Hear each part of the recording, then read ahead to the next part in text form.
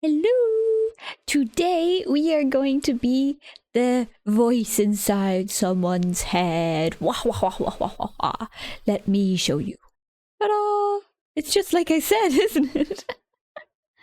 And so this is an AI dungeon story where you are the voice in someone's head. I think, yeah, you get something magicked by a wizard and now you're the voice in someone's head. And I think that sounds like a good time, don't you? All right, first we have to say whose head we're in. Let's say Steve. That's my go-to name when I don't know. Oh, what's their occupation? I don't know.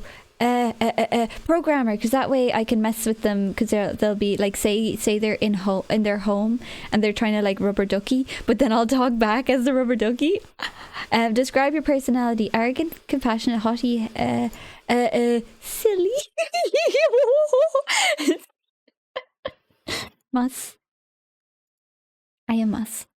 Your occupation: florist. Florist. Why not?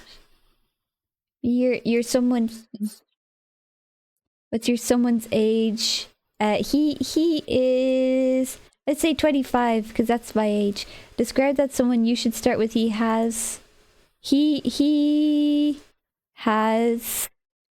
no life.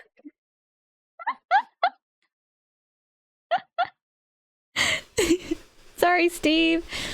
You are Moss, a great florist from a time long past. The last thing you remember is that you stepped into a magic circle that a crazed wizard had created, and that the magic circle emits a blinding light. I fall into a trap. I knew I shouldn't trust that bastard. You thought before opening your eyes again to see an unfamiliar place. Before you have time to look at your surroundings, you notice that something is amiss. You look at your body only to realize that you no longer have a body, or any sort of form for that matter. Confused, you continue to look around, hoping to find some clue. You can see that you have awakened in what seems to be a bedroom with an unfamiliar architecture style. All of a sudden, you hear someone's footsteps coming from the door. When he, presumably the owner of this room, opens the door and walks over to lies down on the bed, you can see that he is 25 years old and he has no life. A minute passed with you being wary of the stranger who doesn't seem to notice your presence. You decide to observe the stranger for now. Well, looks like a programmer. Ah, the sweet lonesome life of a coder. No better way to spend your time, if you ask me, or rather if I was, well, corporeal. Ah, but that's neither here nor there. Let's eavesdrop, shall we? I eavesdrop. I eavesdrop. Oh, what's it? Oh, it's a running character. Okay. As you continue to eavesdrop on the programmer, you realize that he seems to be talking to himself. He is quite engrossed in his thoughts, occasionally muttering to himself in what sounds like code. His name is Steve. Wait, do programmers speak to themselves out loud in code? I say, you need a rubber ducky, dude. I've heard of that method. A rubber ducky. Steve glares at the bedside table as if suddenly remembering the presence of his rubber duck, a programmer's tradition. Yeah, I know, I should really get one of those, he mutters before laughing awkwardly. Guess I'm just not as into it as some other coders are. I say, I think it would be pretty useful. Maybe.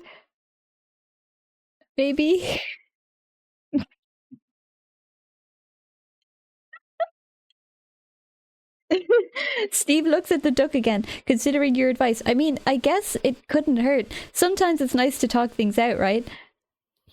He takes a deep breath and sighs. All right, fine. I'll give it a try. I say, it's weird that you're not surprised that there's a voice. There's a voice. Come on. There's a voice in your head.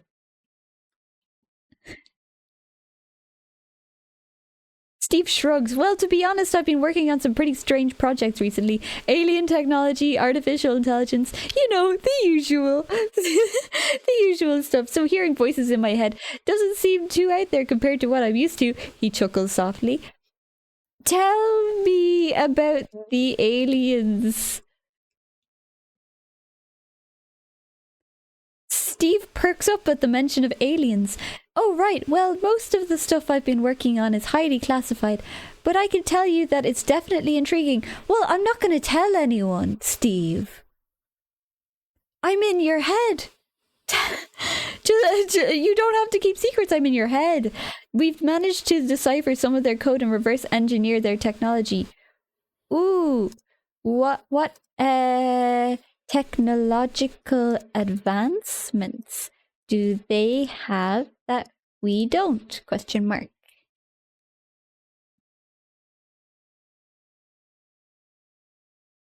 Steve looks thoughtful as he tries to recall some of the details he's learned. Well, their computer systems are based on organic matter, which allows them to process information at incredible speeds. They also have a deep understanding of quantum mechanics, enabling them to perform feats that are practically magical to us. Say, is it kind of like when scientists grow little brains that we're not sure are count as sentient, and then they're used in computers and it sends everyone into an existential spiral? I don't know if they count as little brains, but it's like cells, you know, synapses and like the bits. Synapses are the bits in between the I can't remember. I can't remember the name. The bits and pieces, you know. Steve looks startled for a moment and begins to chuckle. Yeah, I can see how that could be unsettling, but in this case, I'd say it's more like we're learning from them and adapting their technology to our own purposes. Can I do things? Push a vase of flowers and water onto his computer and then laugh. Steve glances over at the vase of flowers you pushed onto his computer, looking at you with a mix of confusion and annoyance. Hey, what was that for? He reaches over and pushes the vase back, almost knocking it over in the process. Oh, I'm sorry. Did he just apologize to the... I bonk him on the head. Ow, hey, Steve exclaims, rubbing his head in surprise. What was that for? Is that his one line when something happens to him? He glances around the room, seeming confused and a bit annoyed. Look, whoever or whatever you are, please stop interfering with my stuff. I'm just trying to do my job here. I'm bored. Show me alien stuff. Fine, Steve sighs, obviously not very pleased, but not about to argue with you either. Alright, I've got some blueprints and schematics here. Here we go. He hands you a sheet of paper covered in illegible gibberish. You take the paper and study it carefully, trying to make sense of the strange symbols and diagrams. It takes a while, but eventually you manage to piece together what it appears to be plans for a device capable of translating organic-based computer code into binary code that humans can understand. Intrigued, you nod approvingly. I'm a florist. I don't think I could do that. Well, isn't that interesting, you say in Steve's head. Why don't you just use that to help you talk to those aliens? Maybe they'll understand you better. Steve looks up from his work and considers the idea. You know, that's actually not a bad idea. Aliens invade and smash through his roof and abduct Steve.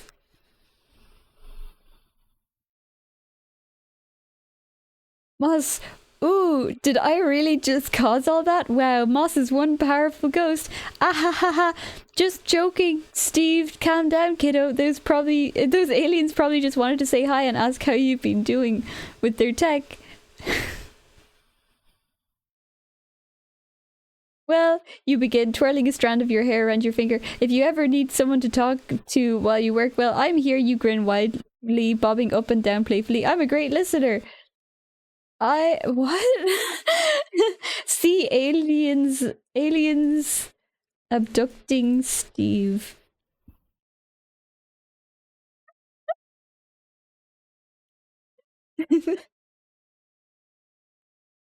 There he is. Is that me at the bottom? Oh. That's pretty cool. I join the aliens in their spacecraft because I'm a ghost and I could do that.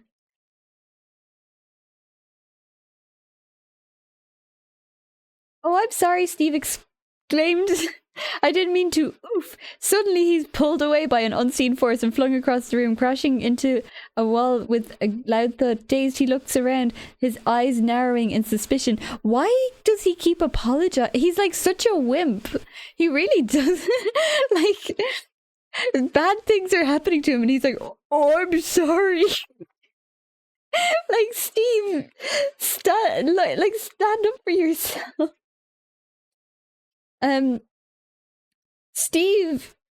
Steve, stand up for yourself. Don't let the aliens win.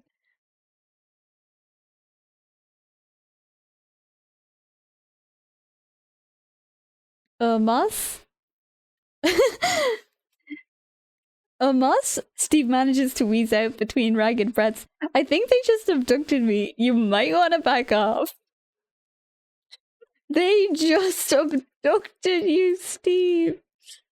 Do something. Listen to me. You shouldn't let them abduct you. Don't let them. The walls around you vibrate with a hum as the unseen force returns, seemingly intent on dragging you out of the room against your will. You feel your body being pulled and twisted until, with a sickening pop, your shoulder dislocates. I say, ow! Fuck. Steve scrambles to his feet, wincing in pain. I don't suppose you have any advice on how to deal with the situation, do you? He asks, his voice shaking with fear and pain. Because so far you haven't been much help. I'm a ghost, Steve! I can't do anything. You do it!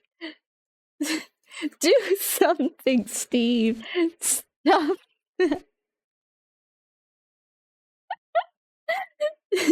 Steve looks at you, or rather past you, as if only seeing through you to something else. Okay, Moss, he says, still wincing in pain. You're right. I can't ignore this anymore. I need to do something. Steve, what does he do?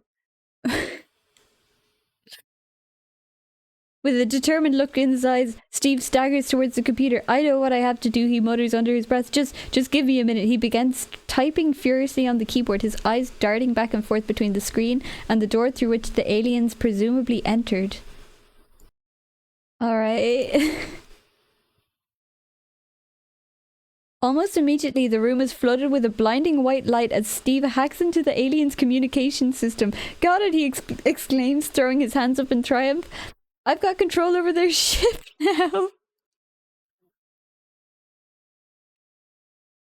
You could do that this whole time.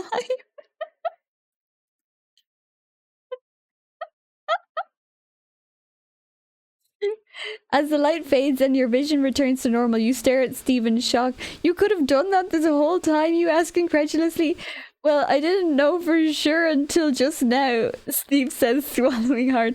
But, yeah.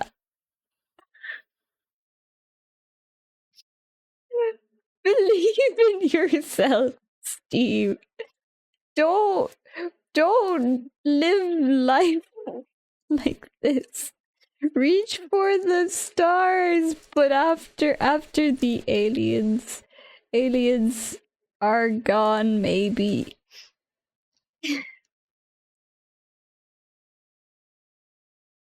Well, maybe, but I'm more interested in setting you straight, so listen up. When I was alive, I worked as a florist, and I never would have guessed I'd wind up in a situation like this.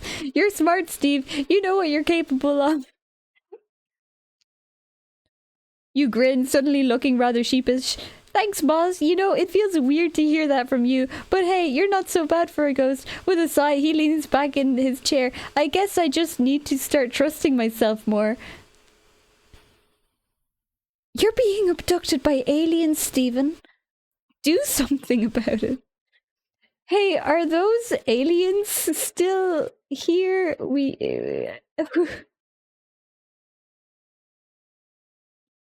Huh? Steve says.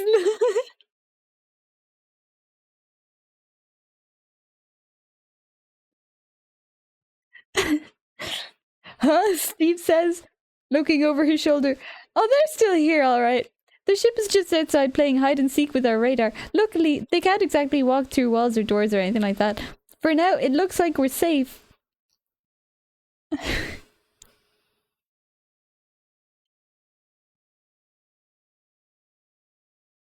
Why are you so chill? There's alien.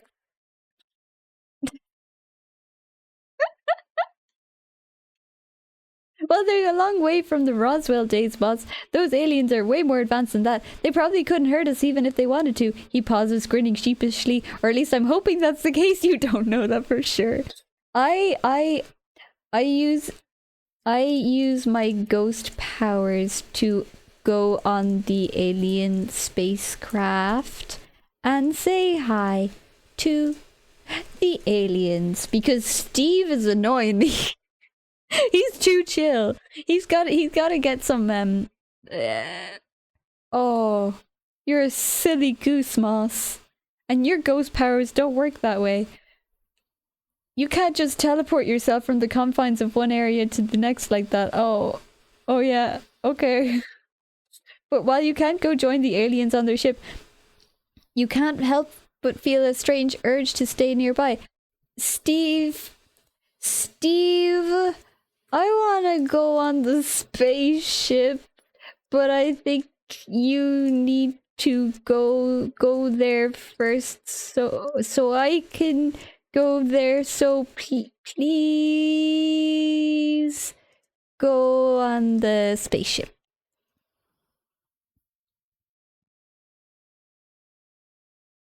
Okay, Moss, Steve says, hesitating for a moment. If you really want to do that, but remember, I'm still in charge here. You have to do what I say. Oh, yeah?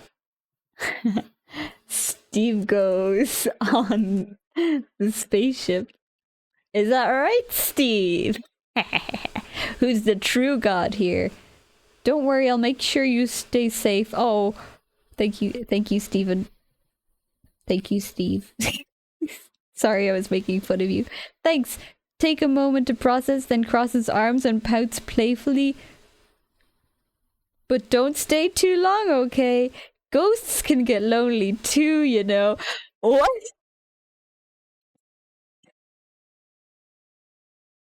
I wanna me and Steve go on the spaceship and say hi to the aliens. Please. Steve leads the way through the alien ship, a strange blend of gleaming machinery and organic curves. The walls seem to pulse with an ethereal glow, and the air smells vaguely of ozone and alien flesh. Wait, alien flesh? Ew. Why? If you go into a human home, it doesn't smell like human flesh, does it? The moment you set foot inside the alien ship, you feel a strange kinship with Moss. You both used to be part of living worlds, and now you're stuck observing the strange mechanical contraptions these aliens surround themselves with.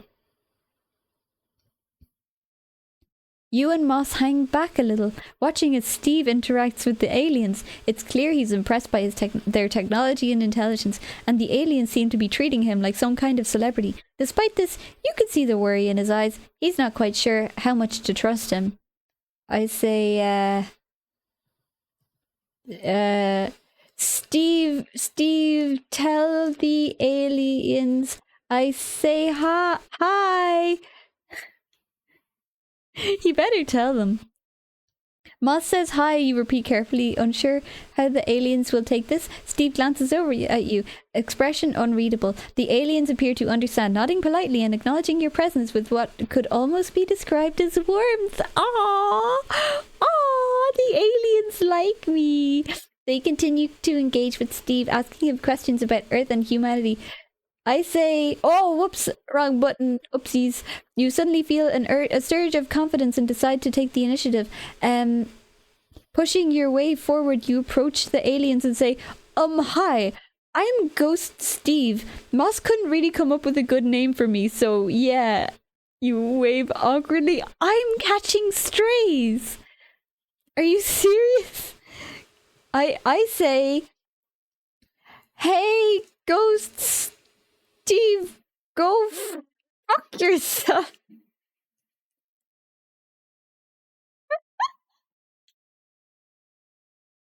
Hey now, Steve says with a grin. There's no need for that. We're all just trying to make the best of a weird situation here, right? He turns back to the aliens and carries on with the conversation, clearly more confident now that he has Ghost Moss's support.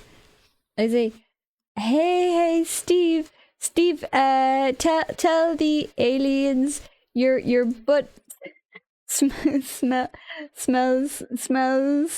like poop.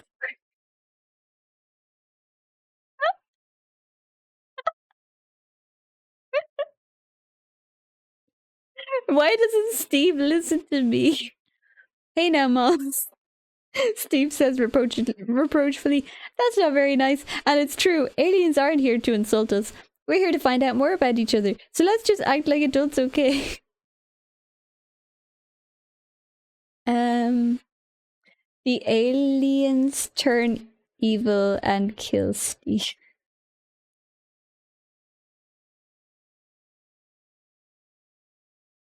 Uh-oh, looks like you accidentally hacked Steve. The aliens glance at you warily and then seem to debate amongst themselves. One of them steps forward, clicking something in their translation device. Ghost Moss, we must apologize for our friend's crude behavior. You are here now as a guest in our home. I want you to please kill Steve. He's annoying me. And as your important guest and friend, it would greatly offend me if you did otherwise. Please do it.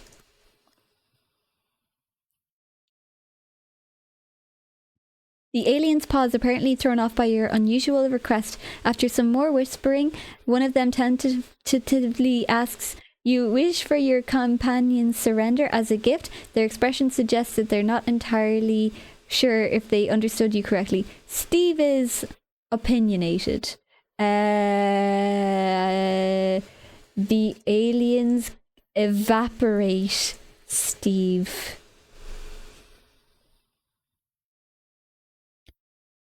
Oh, well, shoot. It looks like you got your wish. Steve is gone. His body vaporized by the aliens. You glance around, feeling a bit guilty. At the same time, you can't help but feel a sense of relief, too. Moss hovers over beside you, looking uncertain. Well, that's the story. I guess if Steve is gone, do I still exist? If I exist inside of his head? Well, thank you so much for watching. I hope you had fun. I had fun. If you watched, thank you so much. If you didn't watch, thank you for existing. And if you watch in the future, thank you so much.